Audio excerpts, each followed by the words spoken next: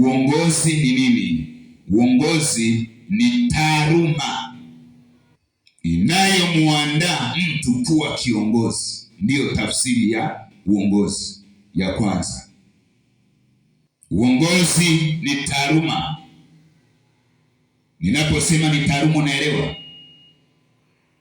Maana yake uongozi ni shule.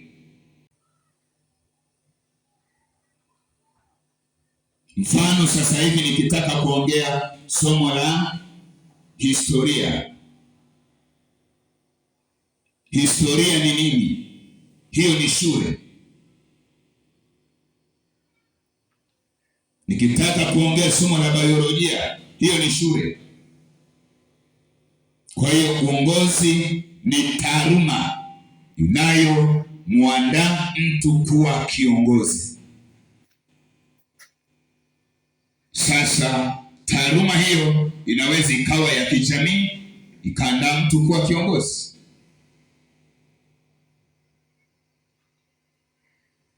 Inaweza ikawa ya kisiasa. Tunaona siasa inaandaa watu kuwa viongozi, mpaka wanakuwa marais. Inaweza ikawa ya kiroho. Ndiyo maana na sisi wachungaji tunaenda vyuo vya Biblia. Kule kwenye chuo cha Biblia hatuendi kusomea uchungaji. Uchungaji ni wito. Pale tunaenda kusoma namna ya kutafsiri Biblia na kuifundisha. Mambo mawili tu tunafuata chuoni: kutafsiri sahihi, tupate tafsiri sahihi, lakini pia tujue namna ya kupangilia kila kitabu tunapokifundisha au andiko, tujue muktadha wake. Pale hatuendi kusomea uchungaji, tunaenda, ndio maana kinaitwa chuo cha Biblia, hakiitwi chuo cha wachungaji. Ndiyo maana tuna wachungaji wengi ambao hawajaenda vyuo vya Biblia, lakini wameitwa na Roho Mtakatifu amewapa neema, wanatumia vipawa kufundisha kanisa. Sasa haina maana tayari inatosha vipawa na karama. Hapana, lazima tuende vyuo vya Biblia. Kwa hiyo uongozi ni taaluma. Nikienda mbali zaidi, kati ya neno kiongozi na uongozi, kilichotangulia ni kiongozi. Makosa haya yalitokea kwamba kiongozi ndiye aliyeanza mwaka 1300 BK. Neno kiongozi likaanza na likatoka na maana ya kusema kiongozi ni jitu kubwa lenye nguvu kama Goliathi. Kwa hiyo akitokea mtu anafoka tayari watu waliamini huyo ni nani? Kiongozi. Jitu kubwa lenye nguvu, pande la mtu. 1300 BK. Ilipofika 1800 ndipo ikaja taaluma ya uongozi. Kwa hiyo miaka 500 kiongozi amekuwa kiongozi bila taaluma kumwandaa. Ndio maana tuna viongozi wachanga. Kwa nini? Kwa sababu tuna viongozi ambao hawana taaluma ya uongozi. Ni kosa kubwa. Wapo maaskofu wakuu wachanga, mchanga kabisa, yani unashangaa. Askofu wa jimbo mchanga, askofu wa kanda kabisa, yani wachungaji mchanga, maeneo mbalimbali wachanga. Kwa nini? Lilitangulia kiongozi miaka 500 baadaye ndipo taaluma inakuja. Kwa sisi hapa Afrika, taaluma hii imetoka mwaka 1986. Juzi hapa ndo tumeanza kupata nini? Somo la uongozi. Taaluma hii imechelewa. Ndipo wakaliingiza kwenye dictionary ya Oxford kuwa msamiati.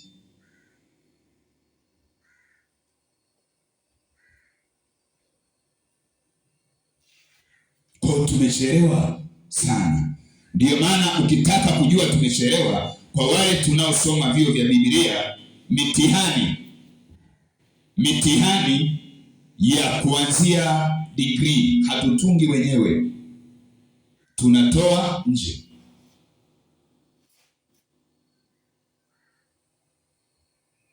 Tunatoa nje. Kwa nini? Hatuna uwezo, bado ni wachanga. Taaluma hii changa kwetu, imechelewa. Kwa hiyo ndiyo maana mojawapo ya uongozi ni taaluma inayomuandaa mtu kuwa kiongozi. Ni taaluma, yani inahitaji mtu asome ndipo awe kiongozi. Asome, imuandae.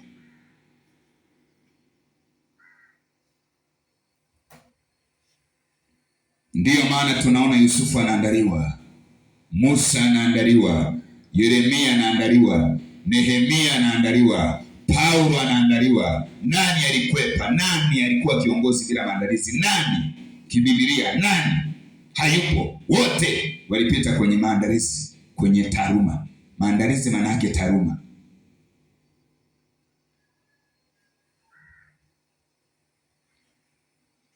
Pili, maana ya maono. Maono ni nini?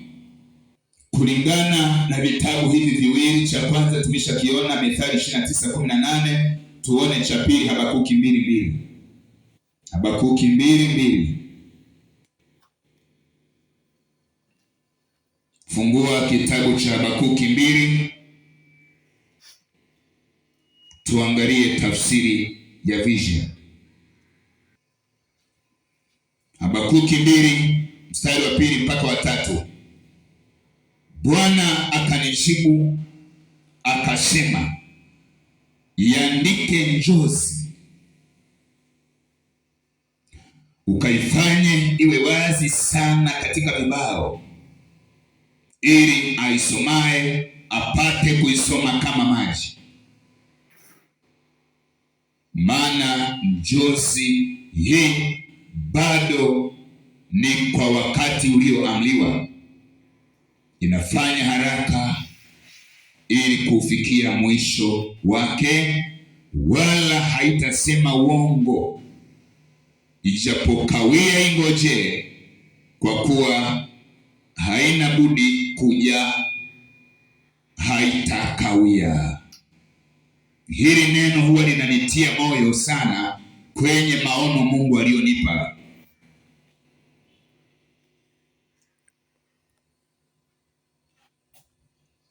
Maono ni picha.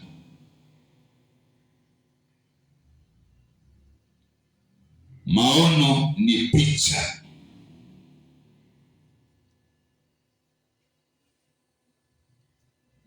Ya kiroho.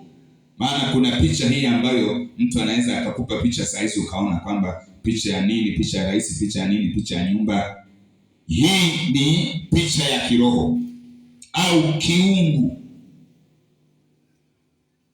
iliyobeba kusudi la Mungu,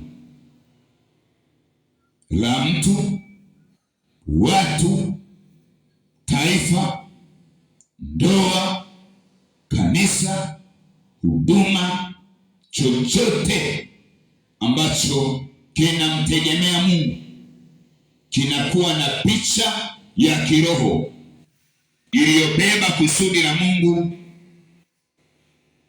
kwa ajili ya mtu, kwa ajili ya watu, kwa ajili ya huduma, kwa ajili ya kanisa, kwa ajili ya ndoa, kwa ajili ya taifa, chochote kinachomtegemea Mungu kikiwa na picha ya kiroho. Hayo ndiyo yanaitwa maono. Maono sio mambo unayopenda. Maono ni picha.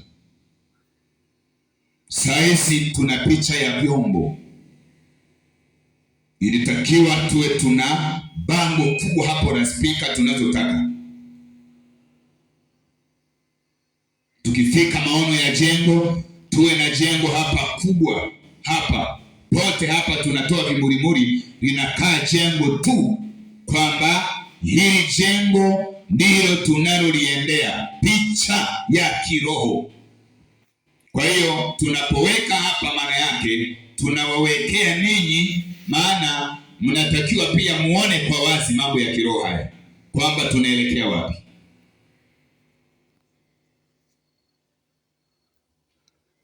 Hii ndiyo inaitwa maono, picha.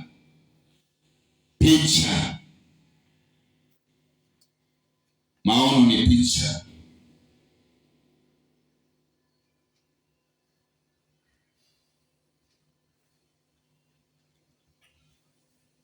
Mwisho, mipango, uongozi, maono na mipango.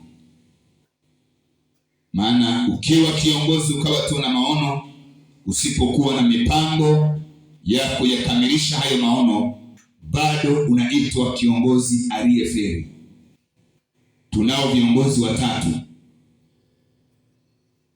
Kuna aliyefanikiwa, kuna aliyeshindwa, kuna ambaye hajafanikiwa na hajashindwa, yuko hapo katikati, anaitwa amefaulu kidogo.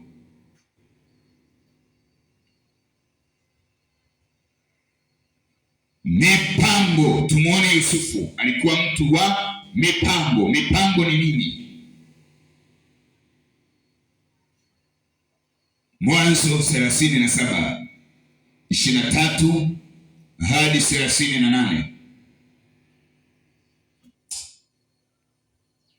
Nao wakakaa kitako kula chakula, wakainua macho yao, wakaona msafara wa Waishmaeli wanakuja wakitoka Gilead na ngamia zao, wakichukua ubani na zeri na manemane, wakisafiri kuvichukua mpaka Misri. Yuda akamwambia ndugu zake, kwafaa nini kumuua ndugu yetu na kuifia damu yake?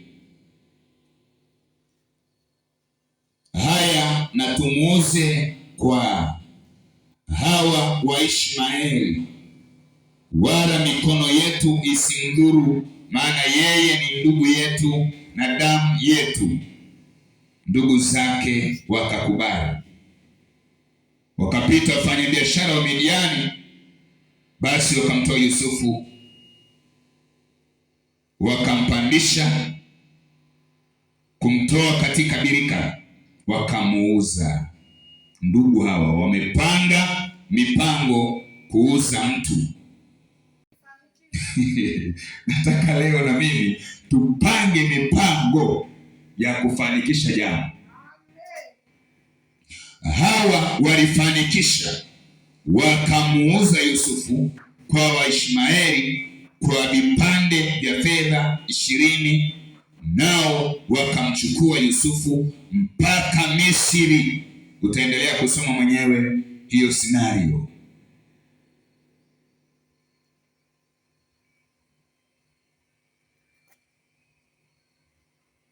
Mipango ni nini?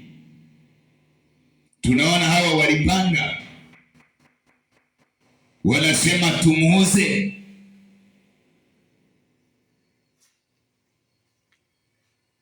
Mwakasege alikuwa anahubiri somo hili, anasema wangejua wanamuuza Yusufu na Bwana wangewapandishia bei, wasingemuuza vipande 20. Maana alikuwa wa thamani Yusufu. Anapoenda kule anakouzwa, anaenda kuwa waziri mkuu. Kwa hiyo alikuwa wa thamani. Wao wakaona yani bei yake ni vipande 20, wangejua aliyembeba, alafu wamjumulishe wamuuziemo.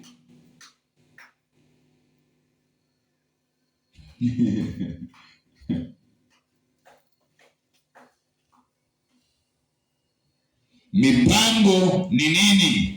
Ni hatua ya kufanikisha jambo. Lisipofanikiwa bado panga tena. Mipango ni hatua ya kufanikisha jambo. Hawa walichukua hatua ya kufanikisha na walifanikiwa.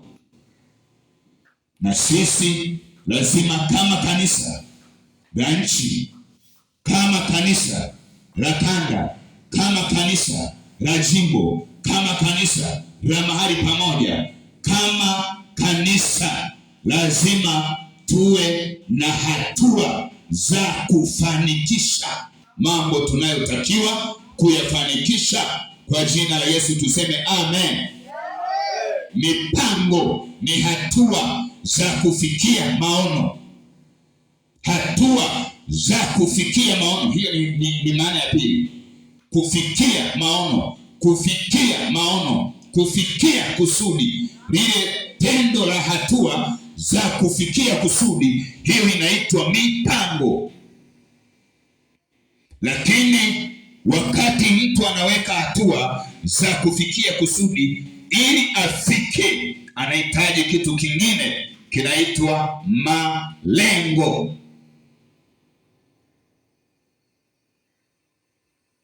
Malengo. Nataka kununua gari ya milioni ngapi? Ya milioni 100. Lazima sasa nichukue hatua za kuinunua, lakini wakati ninapoanza hatua zile, lazima niwe na nini? Na malengo. Sasa bila malengo tena ile hatua sitaifikia. Malengo maana yake nitaacha nini, nitafanya nini. Maana nisipoacha nini, sitaweza kufikia maono. Kwa hiyo hata kama mtoto hana ada, nitafanya njia nyingine ya kupata ada, lakini mimi nilenge gari lazima linunuliwe.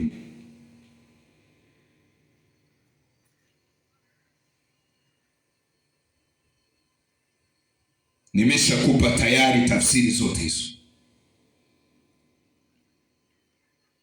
Sasa utangulizi wetu umeisha. Nataka tuone kati ya mambo niliyo nayo kwenye somo.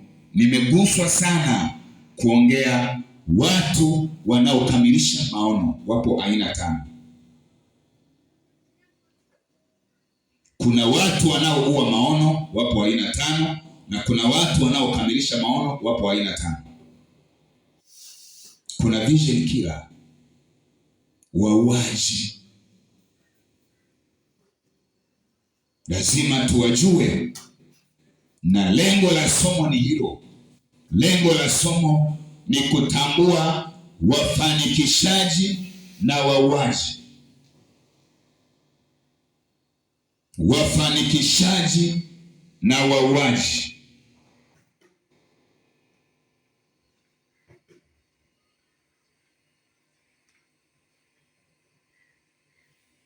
Wafanikishaji na wauaji. Sasa nianze na watu wanaoua maono, baadaye nimalize na watu wanaofanikisha maono. Hili ndilo lengo la somo na nitakomea hapa. Mwili wa somo tutauona wakati mwingine. Wakati mwingine. Kibibilia tuna wauaji wa maono, watu wanaoua maono. Watumishi wa Mungu, mnisikie vizuri. Ukiwa wewe ni mtumishi ambaye uko hivi, basi ujue maono yako na yaua mwenyewe. Mtu wa kwanza ni mtu mvivu wa kusikia. Mvivu. Mvivu yeyote huwa anaua maono. Uvivu unaua maono kabisa. Hawa ndio watu namba 1 wanaoua maono. Kibibilia wanaitwa wavivu, wazembe. Hawako tayari kusogezwa mbele. Hawasikii kusukumwa. Hawako tayari kuongozwa na Roho. Wengi wao huwa wanaanza kwa bidii, baadaye inapoendelea ile bidii inapungua mpaka wanapunguza kabisa. Tatizo hili tunaliona kwenye kanisa hili la Waebrania. Wana wa Israeli walikuwa na tatizo hili. Waebrania 5:11.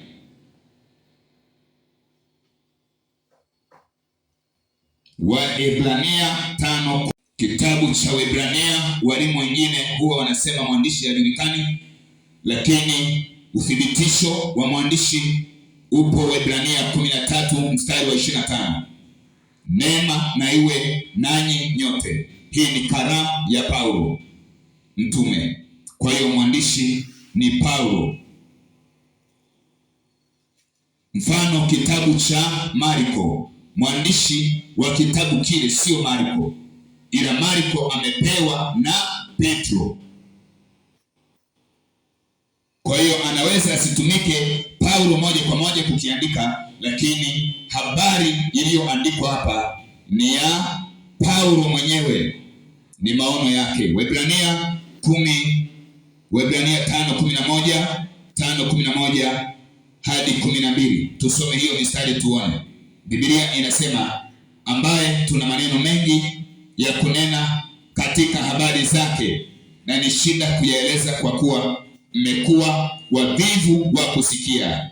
Kwa maana iwapasapo kuwa walimu. Unaona, yani inawapasa hawa watu wawe viongozi, wasimamie mambo, lakini Biblia inasema maana wakati mwingi umepita, lakini anasema wakati mwingi umepita, mnahitaji kufundishwa na mtu mafundisho ya kwanza ya maneno ya Mungu, nanyi mmekuwa mnahitaji maziwa wala si chakula kigumu.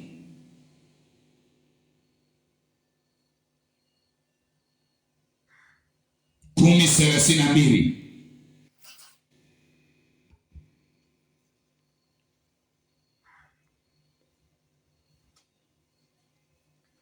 hadi 36.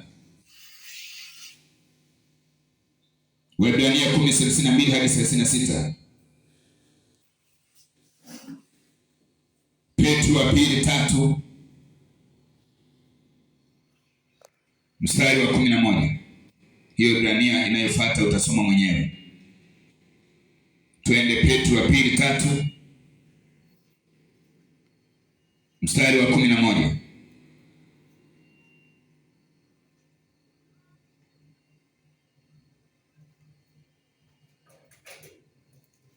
Basi kwa kuwa vitu hivi vyote vitafumuliwa hivyo, imewapasa ninyi kuwa watu wa tabia gani katika mwenendo mtakatifu na utauwa.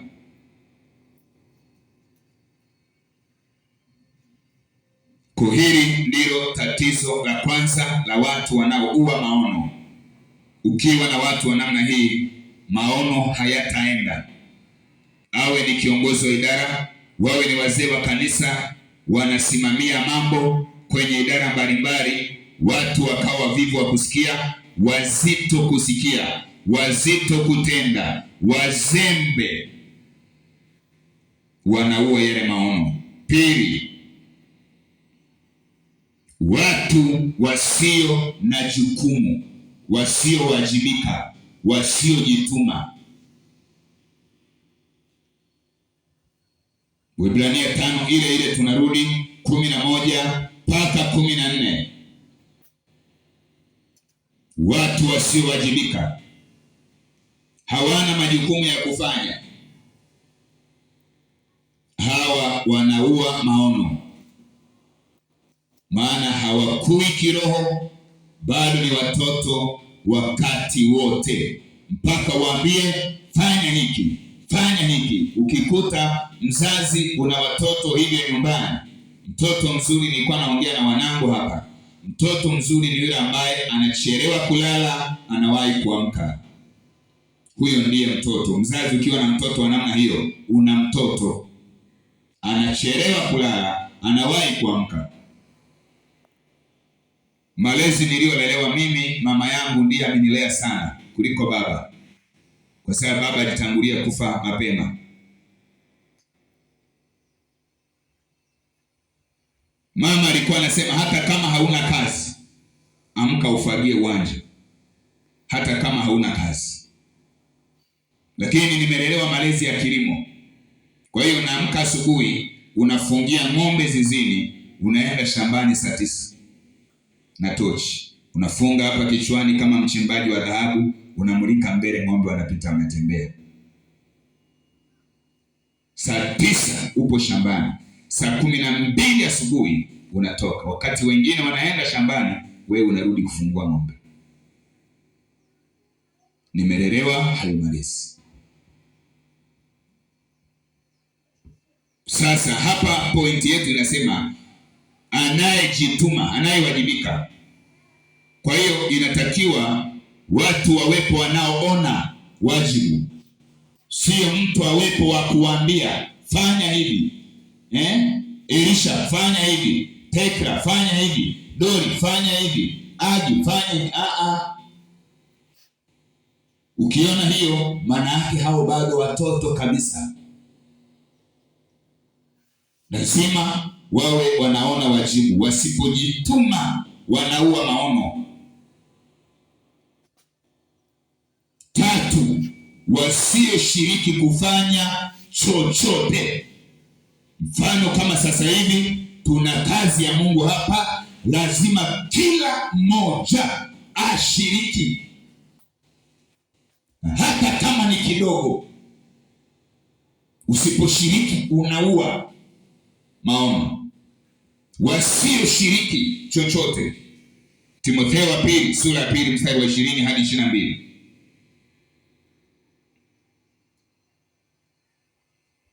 Watu wasio na mchango kwenye familia, hawa ni wabaya. Wasio na mchango kwenye taifa hawafai. Wasio na mchango ndani ya kanisa hawafai. Hawafai kabisa.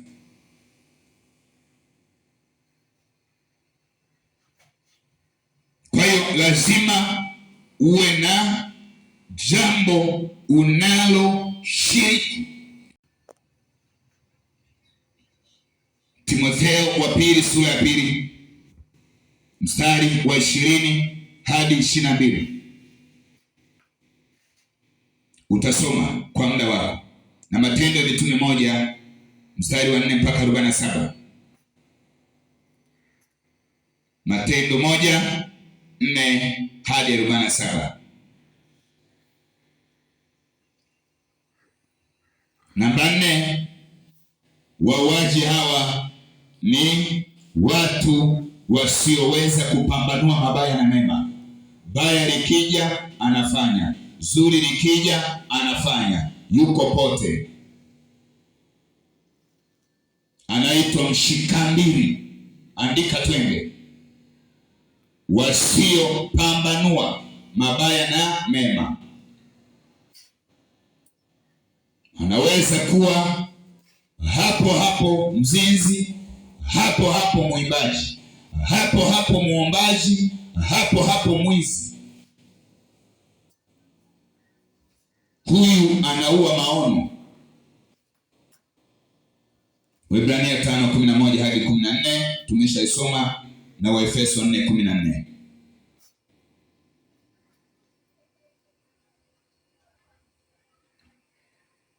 Mwisho, wasio imara. Hawana uimara. Watu ambao sio imara, hawana ile stability.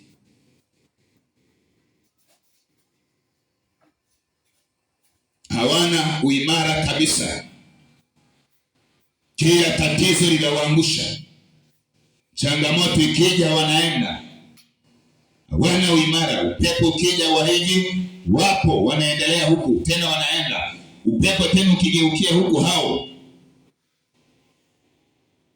hawana uimara.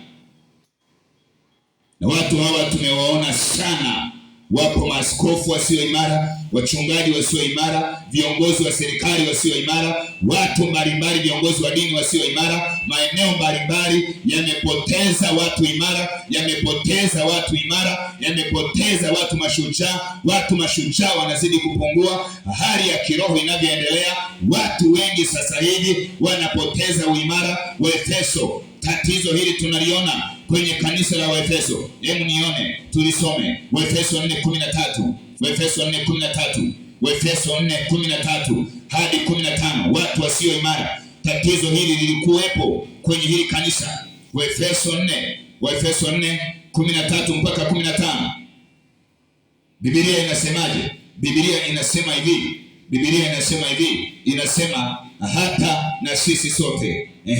Sasa sentensi imeanza na herufi ndogo, lakini hamna shida, naomba tu niende. Lakini sentensi inaanzia ule mstari wa 11, naye alitoa wengine kuwa mitume. Hapo ndipo sentensi inapoanzia. Ametoa karama 5 za uongozi kwa kusudi la kuwakamilisha watakatifu, kazi ya huduma itendeke na kujenga mwili wa Kristo, hata na sisi sote tutakapoufikia umoja wa imani na kumfahamu sana mwana wa Mungu, hata kuwa mtu mkamilifu, kufikia cheo cha kimo cha utimilifu wa Kristo, ili tusiwe tena wachanga, tukitupwa huku na huku na kuchukuliwa na upepo wa elimu, kwa hila ya watu, kwa ujanja, tukizifuata njia za udanganyifu.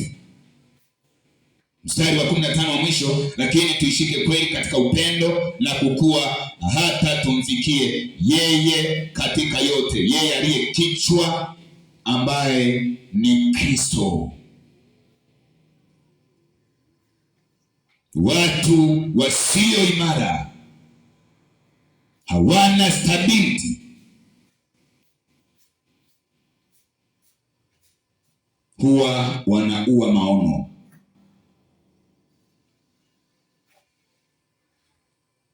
Viongozi wasio imara, leo amesimama, kesho ameanguka, leo tena amesimama, kesho ameanguka. Huyu hawezi kusimamisha maono.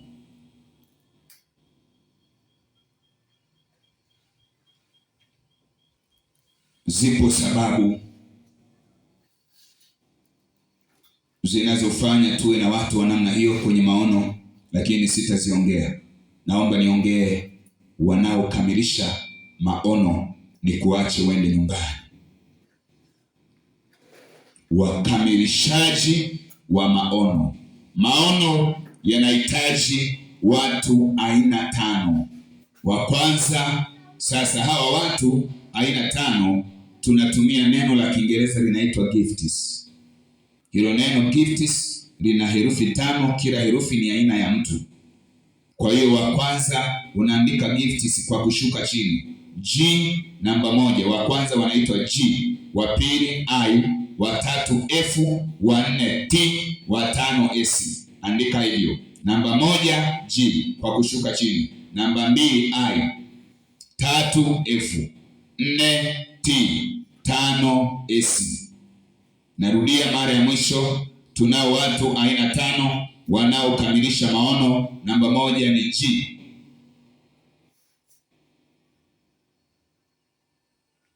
pili I, 3 F, 4 T, 5 S.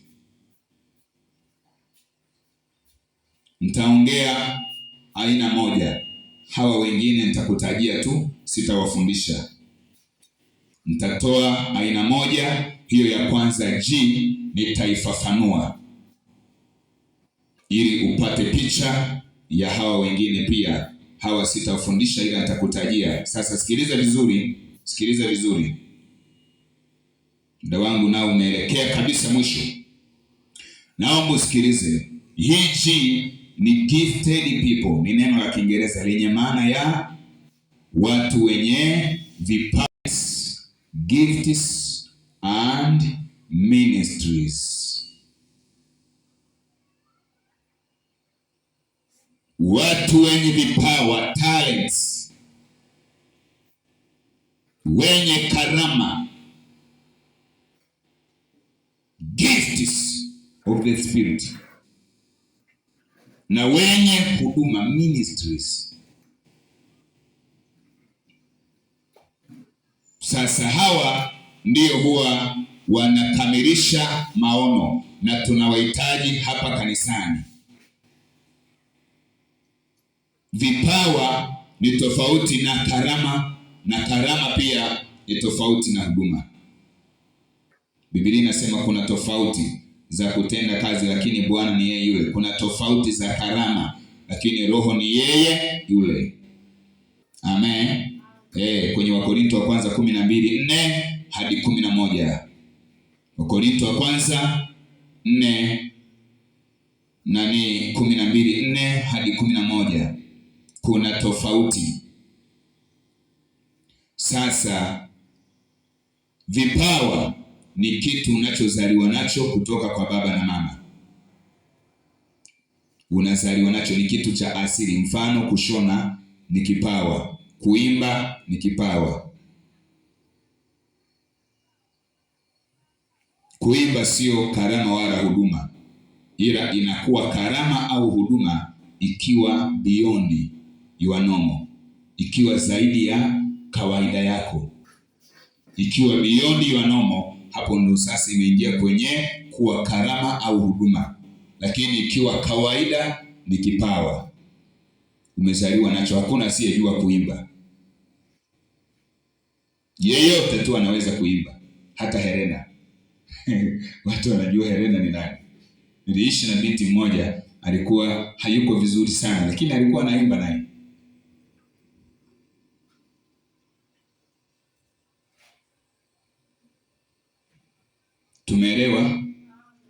Tumeelewa tofauti hapo. Tumeona maana ya talents. Vipawa, talents ni kitu cha asili, unazaliwa nacho. Karama ni uwezo wa kiroho. Karama ni uwezo wa kiroho. Uwezo wa kiroho unatolewa na Roho Mtakatifu anapokuja juu yako. Matendo 1:8 anasema, lakini mtapokea nguvu akiisha kuajiria. Hilo neno nguvu linamaanisha nini? God's empowerment, uwezesho wa kimungu. Is an enablement of God. Ni kitu ambacho kinatokea kwa Mungu, kinakuja kwako. Matendo 1:8. Lakini vipawa tunaona hapo kwenye Mathayo 25. Mathayo 25 anaongea juu ya vipawa. Mstari wa 14 mpaka 30 anaongea juu ya vipawa hapo. Mathayo 25 anasema, maana ni mfano wa mtu atakaye kusafiri, aliwaita watumwa wake, akaweka kwao mali zake, akampa mmoja talanta 5 na mmoja 2 na mmoja 1, kila mtu kwa kadiri ya uwezo wake akasafiri. Hilo neno kwa kadiri ya uwezo wake, maana yake uwezo wake aliozaliwa nao. Kwa kadiri ya uwezo wake, sio uwezo wa kiroho, ni uwezo wake. Kwa kadiri ya uwezo wake, nitaka tulione hilo. Lakini huduma ni nafasi rasmi, ministries.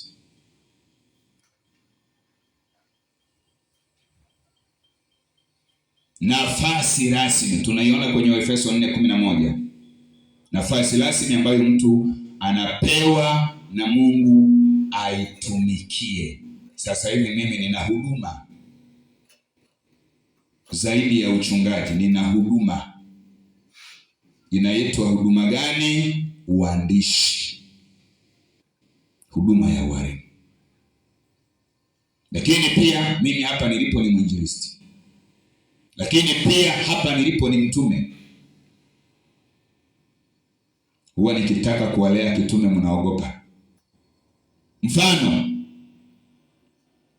mwalimu anatoa maelekezo, nabii analeta ujumbe, mchungaji analea, mwinjilisti anavuta watu kutoka nje kuja ndani, mtume anajenga misingi ya maono ili kila mtu aifuate ile misingi. Maana najua hapa anatakiwa kuweka misingi, hawa wakae vizuri, wakifuata tu ile misingi anaondoka, anaachia mtu mwingine. Kwa hiyo kanisa la mtume sio hawa wauza maji, siongelee hao. Maana mtakimbia kuwaona hao. Naongelea mitume wa Biblia. Kanisa linaloandaliwa kumwachia mtu Wale watu wakikubali, yule mtume kabisa akawa na huduma hiyo, akaliandaa ile kanisa, yule mtu atakayelipokea atapata raha sana, maana ataingia kwa watu wanaojua wajibu wao.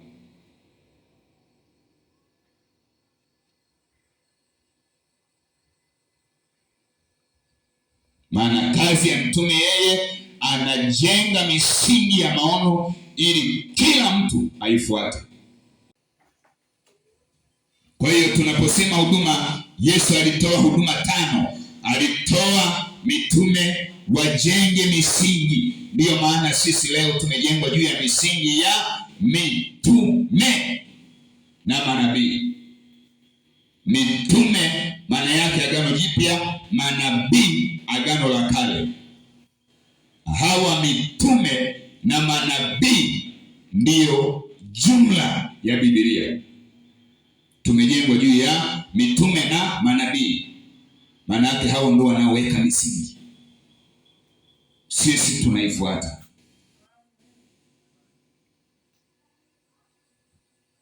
Kwa hiyo tunaona mfano kwa Yesu, na yeye alikuwa na maono ya kuokoa kilichopotea. Maono ya Yesu yalikuwa ni ya kuokoa kilichofanyeje jamani?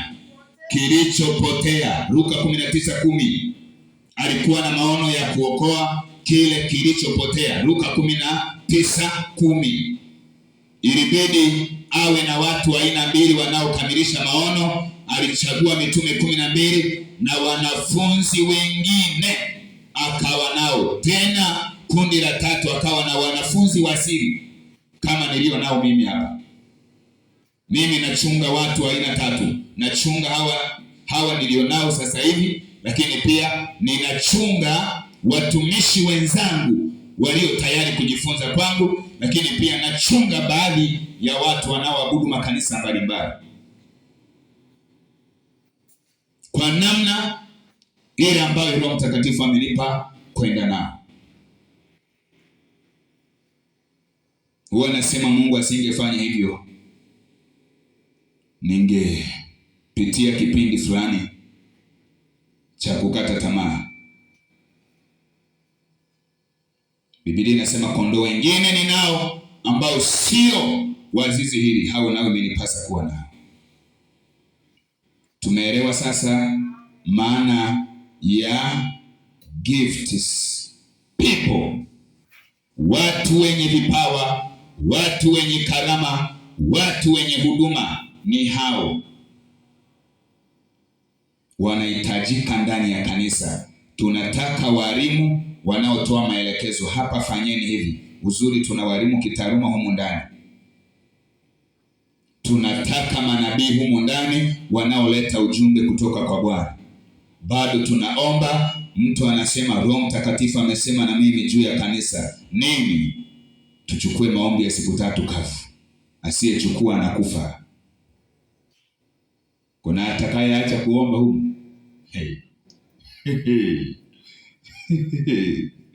Na kweli kama ni roho anakufa kweli.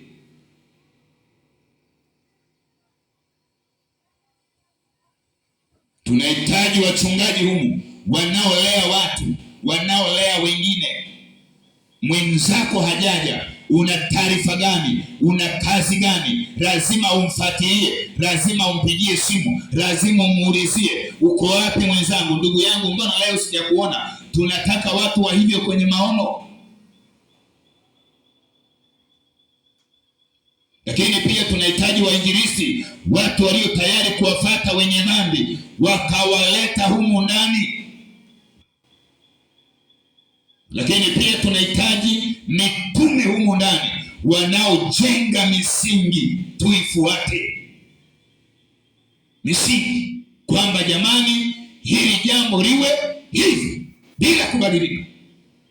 Hapa ibada tunaanza muda huu, siku za ibada hapa ni hizi. Utaratibu mwenzetu umepata shida, tutafanya hivi. Wajenga misingi. Hajengi mmoja. Kanisa la Bwana linajengwa, Biblia inasema ni mwili unakamilishwa kwa viungo mbalimbali. Kitabu cha Warumi 12 mstari wa 4 na 5. Anasema sisi ni viungo, kila mmoja ni kiungo cha mwenzake. Tumeelewana watoto wa Mungu? Meliona lengo la somo? Sasa watu namba 2 wanaitwa influential. Hili ni neno gumu, influential people. Ni neno gumu, andika tu Kiswahili. Watu wenye ushawishi. Watu wenye ushawishi, wanaoshawishi wengine. Yaani sanguini, hawa wanaitwa kwa lugha ya kawaida sanguini, wacheshi. Anaweza akakuteka nunulie na mandazi na soda ya Pepsi take away 1000 kwa dakika chache tu. Sanguini amesha kuzoea. Tunahitaji watu wa hivyo ndani ya kanisa. Watu wakina sanguini hawa wanahitajika sana. Lakini 3, tunahitaji faithful people. Watu gani hawa? Watu waaminifu. Timotheo wa pili sura ya 2 mstari wa 2 mpaka wa 4. Timotheo wa pili sura ya 2 mstari wa 2 mpaka wa 4. Tunawahitaji watu hawa, wanahitajika sana ndani ya kanisa. Watu hawa tunawahitaji sana.